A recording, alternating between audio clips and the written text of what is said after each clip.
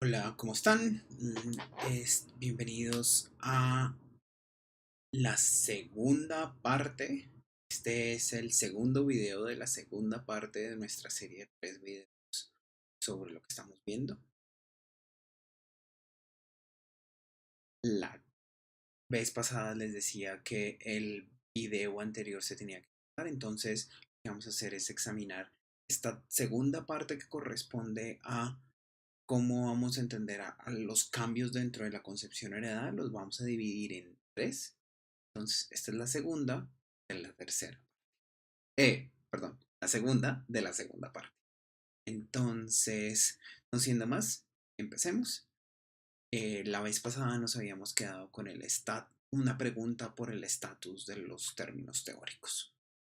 Entonces, recapitulando, tenemos que una teoría científica TC es un sistema axiomatizado, dice la concepción heredada.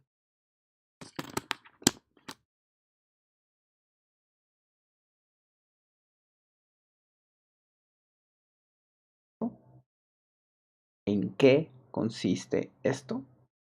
T es el conjunto de postulados teóricos de la teoría, los formulados en el vocabulario teórico y con el lógico. Y C es el conjunto de las reglas de correspondencia que explica las aplicaciones admisibles del vocabulario teórico en términos observacionales.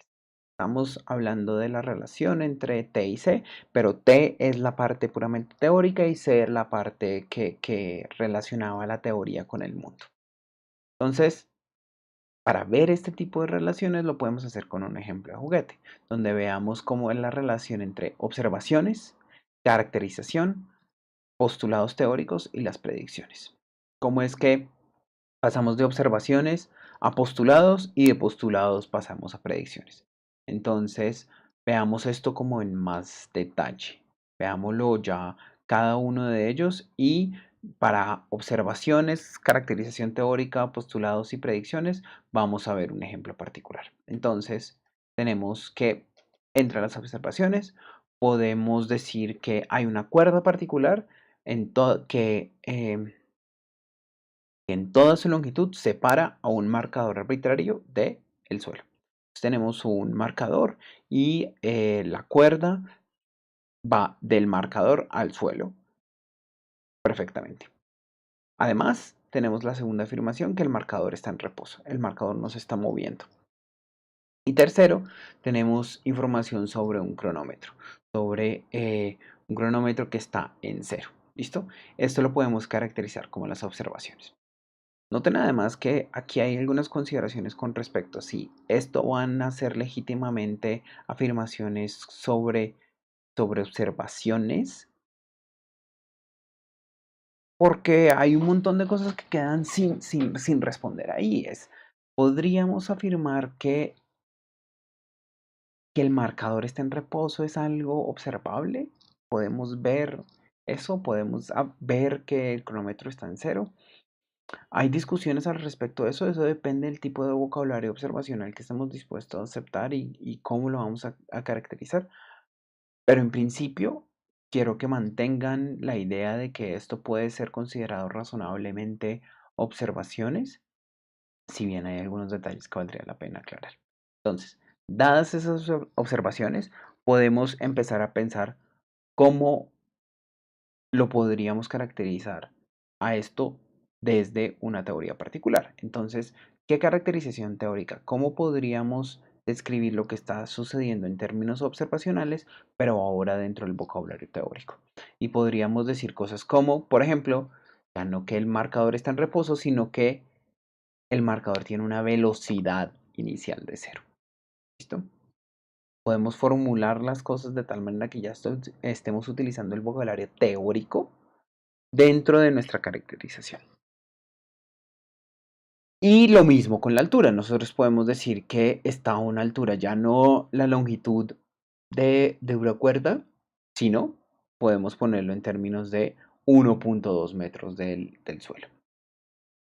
Entonces aquí podemos ver que está el tipo de información, falta información con respecto al cronómetro, pero bueno, que hemos caracterizado ahora como dentro de la teoría. ¿Listo? Y ahora tenemos además tres, los postulados teóricos. ¿Qué son los postulados teóricos? Lo que corresponde a la teoría como tal. Por ejemplo, podemos coger las ecuaciones de movimiento parabólico de Newton. ¿Y para qué? Para decir que, por ejemplo, cuando el cronómetro marque T, el marcador estará en tal o cual posición, en particular estará en el suelo. ¿Listo? Con eso podemos hacer predicciones con respecto a la posición del marcador. Ahora, esto es un modelo de cómo se iría de el paso de la observación por las teorías, tanto los postulados como la caracterización teórica de la observación, hasta hasta la predicción. Pero viene entonces una pregunta: ¿cómo se ve la relación entre los términos teóricos y los términos observacionales acá? ¿Dónde está esa relación? ¿Está en la caracterización teórica, en los postulados teóricos, en la predicción, en la observación ya inicialmente? ¿Cómo la vamos a ver? Y además, ¿dónde es que la teoría como un todo entra en contacto con el mundo? ¿Dónde es que podemos ver efectivamente que la teoría habla del mundo y no que es esta indeseable metafísica de la cual están huyendo estos? Entonces, para examinar esas preguntas, nosotros podemos hacer esta simplificación y podemos decir, mire, es que el conjunto de los postulados teóricos más las reglas de correspondencia nos da el resultado de las predicciones. Es gracias a que tenemos los postulados teóricos y las reglas de correspondencia que podemos llegar a predicciones. Entonces, dado eso, tenemos varias preguntas. Si las predicciones entonces es la conjunción de los dos elementos de la teoría, nosotros nos podríamos preguntar que si las predicciones de la teoría son correctas, entonces que eso muestra que la teoría es verdadera.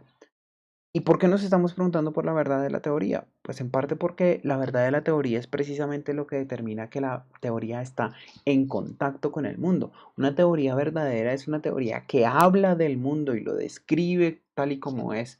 Siguiendo Aristóteles podríamos decir ese tipo de cosas como que la verdad es decir de lo que es que es. Pues una teoría verdadera dice del mundo que es como es. Entonces, si todas las predicciones de una teoría son correctas, ¿podemos afirmar que la teoría es verdadera? Aquí tenemos un punto donde debemos de marcar la diferencia entre si es una interpretación realista de la ciencia o no. ¿Qué es una interpretación realista y qué es una interpretación antirrealista o simplemente no realista? Una interpretación realista va a afirmar, mire, no es suficiente con hacer predicciones correctas. Además de eso, los postulados teóricos tienen que ser verdaderos. Una interpretación realista de las teorías científicas afirma que estamos buscando la verdad, que la verdad tiene una prioridad importante y que no es suficiente con las predicciones, porque es posible que tengamos predicciones correctas de una teoría que es falsa. El ejemplo de esto son los modelos ptolomaicos que eran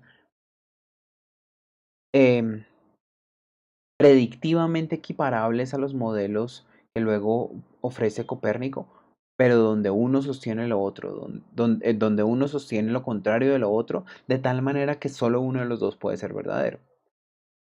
Entonces, dada una interpretación realista, tendríamos que afirmar que solo uno de los dos es correcto. Y a pesar de que solo una de las dos teorías, la copernicana o la ptolomaica, solo una de las dos es verdadera, a pesar del hecho de que las dos tengan exactamente las mismas predicciones. Entonces, no es suficiente con que las predicciones sean correctas. También necesitamos que los postulados teóricos sobre los cuales se hace la teoría, se hace la predicción, sean también verdaderos. En cambio, el antirrealista, en particular un instrumentalista, que es la forma en que el antirrealismo que es la forma que el antirrealismo toma en las discusiones sobre ciencia, más o menos le va a decir, mire, hay varios problemas con respecto a la verdad que no estamos dispuestos a discutir y más bien la pregunta es, ¿por qué se está haciendo esas preguntas? ¿Por qué se hace la pregunta con respecto a la importancia de si las predicciones son correctas o no? Más bien, preocúpese porque sus predicciones sean correctas y ya. De ahí que ellos vean a la ciencia como un instrumento para hacer algo, del cual no tiene sentido preguntarse si es un instrumento verdadero o no. Pues es un instrumento. Solo lo vamos a juzgar en la medida en que cumple su función. ¿Y cuál es su función? Dicen los instrumentalistas, predecir. Entonces, vamos a ver que ahí está precisamente el punto de la discusión.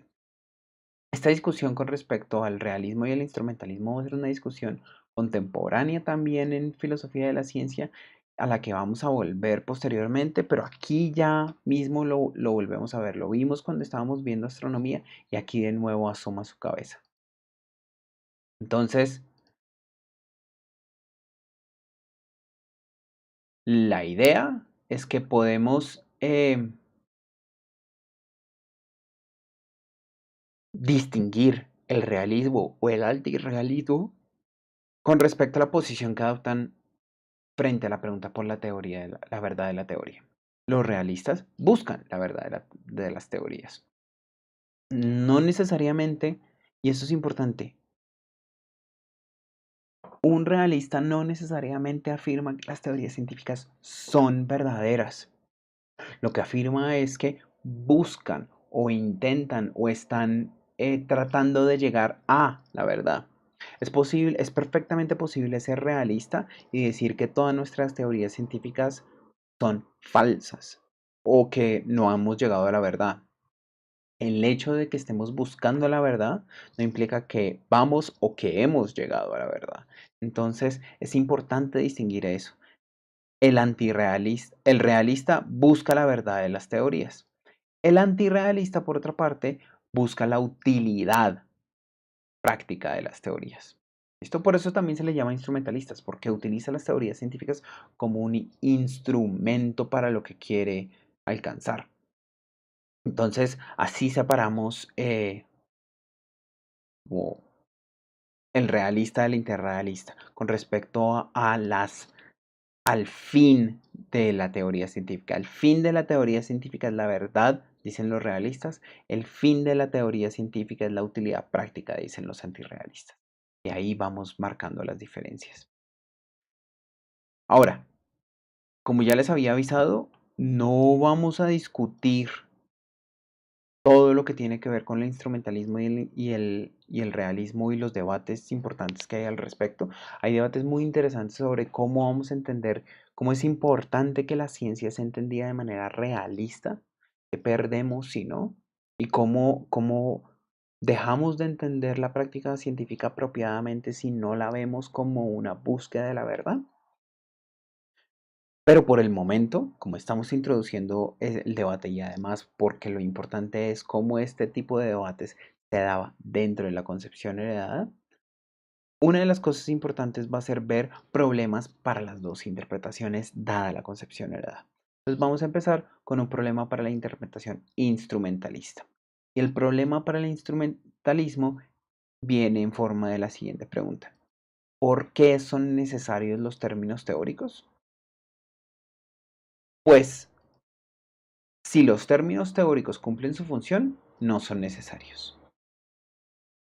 Y si no lo cumplen, son ociosos. Entonces, ¿por qué A? ¿Por qué si los términos teóricos cumplen su función no son necesarios? Pues si cumplen su función, eso quiere decir que los términos teóricos están apropiadamente relacionados con los términos observacionales. Están siendo, los términos teóricos están relacionándose con las observaciones. Entonces, pues, si es así, podríamos perfectamente reemplazarlos por las observaciones y ya. Entonces, si cumplen su función, no son necesarios porque los podríamos reemplazar por los términos observacionales y ya. Y si no cumplen su función, entonces, pues ¿para qué los tenemos? ¿Para qué tenemos términos teóricos si no están cumpliendo la función? Entonces, ¿por qué A? eh, porque serían reemplazables, si cumplen los términos teóricos, cumplen su función, entonces podemos poner todo lo que se dice en términos teóricos en términos observacionales, y si es así, podríamos reemplazarlos todos, es decir, no son necesarios. Y si no se puede hacer ese tipo de cosas, entonces los términos teóricos son ociosos. ¿Listo? Entonces, volvamos. Si es así, los términos teóricos deberían ser eliminados. Entonces, para un instrumentalista, si todo funciona muy bien, la teoría es innecesaria. Y eso es importante. La teoría se vuelve como, sí, es nada más por una facilidad, pero realmente lo que hace el trabajo fuerte es la observación. Para el instrumentalista, en la medida en que no toma la teoría científica como una descripción verdadera de la realidad, los términos teóricos dejan de tener el lugar principal que tenían antes, que habíamos considerado, y en esa medida parece que no son útiles. Ese es un problema para el instrumentalista, pero el realista no es inmune tampoco a preguntas. Y tenemos una pregunta importante y es, para el caso del realista es, ¿cómo se determina la referencia de los términos teóricos? ¿Y por qué estamos haciendo esta pregunta? Porque si las reglas de correspondencia ya no son sistemas interpretativos de una teoría como un todo, como vimos en el video anterior, pues ya no tenemos una relación uno a uno entre términos teóricos y términos observacionales. Ya no tenemos una forma de relacionar por una parte el término teórico y por otra parte el término observacional, de tal manera que tenemos una relación uno a uno. Y sin esa relación uno a uno, esa conexión fácil, entonces tenemos una pregunta, es ¿cómo se relaciona el término teórico con el mundo? ¿Respuesta? Eh, la respuesta va a tener que ser tal que nos dé una respuesta con respecto a los enunciados verdaderos. Recuerden que el realista lo que decía era que los postulados teóricos de la teoría también tenían que ser verdaderos. Entonces, pues los términos teóricos se debe poder entender de tal manera que logremos evaluar la verdad o falsedad de los enunciados teóricos. ¿Listo? Y ahí, perdón. Y ahí entonces tenemos una pregunta. ¿Cómo vamos a hacer ese tipo de cosas? De nuevo, no son problemas ni que hacen imposible el instrumentalismo ni que hacen imposible el realismo, sino que nos presentan los desafíos que deben afrontar. El instrumentalismo debe afrontar por qué hacer ciencia más allá de la observación si parece innecesario, si nada más es una simplificación. Y el realista debe responder cuál es la relación con el mundo para poder entender, para poderle darle sentido a la idea que la teoría es verdadera y no meramente un instrumento. Como les decía, no vamos a tratar la, la totalidad, vamos a separar esta segunda parte en tres partes.